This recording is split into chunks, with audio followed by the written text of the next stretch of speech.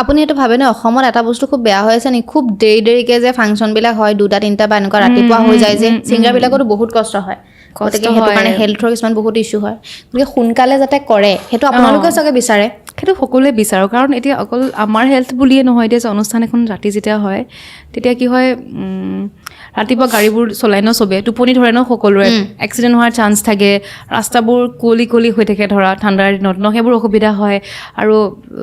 ৰাতি হোৱাৰ লগে লগে কাজিয়া পেচালবোৰ ক'ৰবাত বাঢ়ি যায় মানে গম পাইছেনে গতিকে সোনকালে হ'লে চবৰে কাৰণে ভাল আৰু বহুতৰ নেক্সট দিনাখন কাম থাকে ন অফিচ থাকে কাৰোবাৰ বা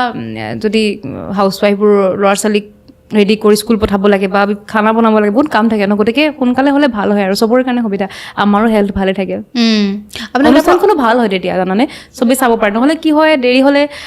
এটা গান শুনি যাওঁগে এনেকুৱা হৈ যায় মানে কিমান ৰ'ব ন 2টা বজালৈ ৰাতি 3টা বজালৈ সেইটোৱে আপোনাৰ কিবা হেল্থ ইছ্যু হৈছে নি প্ৰগ্ৰেম তেনেকৈ বহুত ৰাতিলৈ কৰাৰ কাৰণে বা ধৰি লওক আপোনালোকৰতো ডেইলি থাকেই ন এটা ছিজনত থাকেই নহয় অফ নাপায় নহয় কেতিয়াবা ৰেগুলাৰলি প্ৰগ্ৰেম কৰিব লাগে কেতিয়াবা হৈছে নি এনেকুৱা গা বেয়া হয় মানে উইকনেছ হয় আৰু কেনেকৈ কৰে সেইটো সময়ত আৰু এইটো শুনো যে প্ৰায় ছিংগাৰ এইটো কয় আৰ্টিষ্টবিলাকে যে যেতিয়া ষ্টেজত উঠো মানে তেতিয়া এনাৰ্জি এটা পোৱা যায় এনাৰ্জিটো পোৱা যায় সেইটোৱে মানে গম পোৱা নাযায় গম পাইছানে সেই ভাইবত থকা যায় আৰু এতিয়া এনেই গা বেয়া হ'লেও মঞ্চত উঠি দিয়াৰ লগে লগে নাইকিয়া হৈ যায় সেইটো